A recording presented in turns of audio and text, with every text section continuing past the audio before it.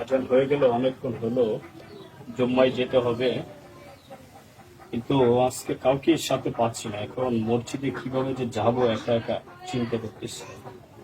আচ্ছা দেখি রাস্তায় বেরোয়, ইনশাল্লাহ অনেক মুসল্লি তো হয়তো নামাজ পড়ার জন্য মসজিদে যাচ্ছে, তাদের সঙ্গ করে হয়তো যেতে পারবো। আচ্ছা দেখি রাস্তায় একটু বেরোয়। অনেকক্ষণ ধরে হাঁটতেছি, কিন্তু এখনো কাউকে পাচ্ছি না। আমি যে কিভাবে যাব মসজিদে, নামাজও শুরু হওয়ার সময় হয়ে গেল। এখন আরেকটা প্যাচ লেগে গেল, রাস্তাটা কোন দিকে সেটা তো বলতে পারতেছি। কোন দিকে যাব রাস্তাটা দেখতে, এদিকে কি গাছ কিনা? হ্যাঁ, একটু গাছ দেখা যাচ্ছে।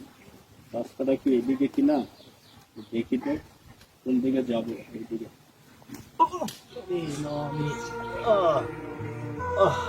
এই গাছে জ্বরের সাথে হয়তো ভেজে গেছি, জন্য পড়ে গেলাম, পাটা একটু ব্যথা বেশি পেয়ে গেছি। আচ্ছা, তাও নামাজটা ধরতে হবে। আমি তো এখন কাউকেই পাচ্ছি না, নামাজটা কি আমি পাবো না?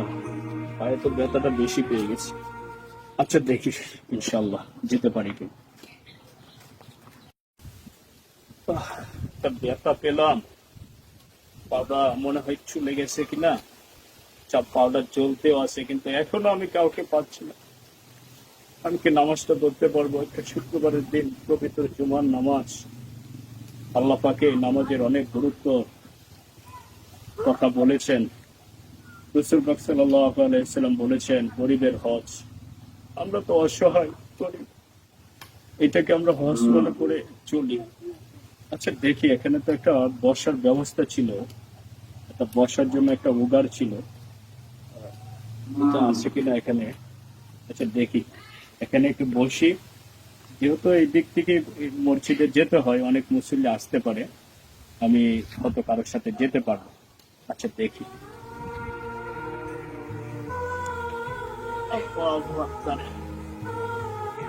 আল্লাহ, বাসা থেকে বের হলাম শুক্রবারের দিন জুমার নামাজটা পড়ার জন্য।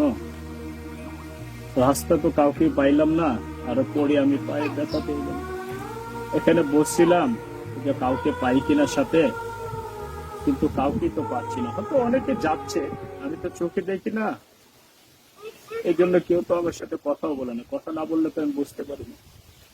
আচ্ছা যাই, বড়ির টাইমও দেখতে পারি না, নামাজটা কি শেষ হয়ে গেল কিনা। যাই, আমি একাই যাই, দেখি চেষ্টা করে ইনশাল্লাহ যেতে পারি কিনা।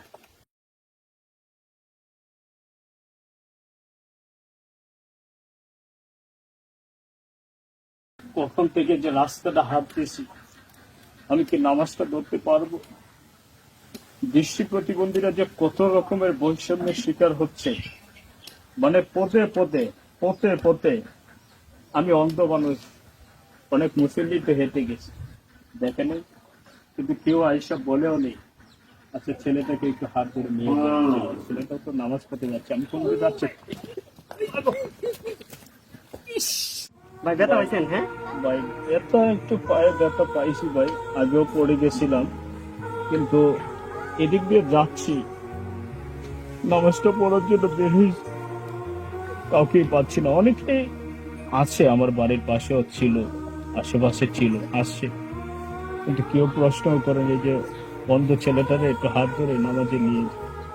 আপনি কে ভাই? আপনি আমাকে তো আমি ওই যে ওই বাড়ির আপনি আমি আইতেছি তো আবার পরে যে আপনি দেখলাম আপনি গুরুর সাথে বাইজে গেছেন। হ্যাঁ ভাই, আমার ভাই অনেক ভাই আমার অনেক মায়া লাগছে দেখে, বুঝছেন, এই জন্য আমি দূর বাইরে আইছি ভাই, আপনার জন্য। আপনি বাইরে দৃষ্টি প্রতিবন্ধীরা যে কত ধরনের মানুষের কাছ থেকে বৈষম্যের শিকার হয়।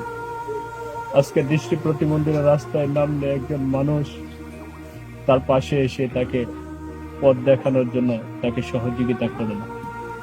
আমরা তো মানুষ, তাই না? আল্লাহ পাকে বলেছে যে মানুষকে ভালোবাসবে সে আল্লাহকে ভালোবাসবে। আমরা কি প্রকৃত মানুষ হতে পারছি?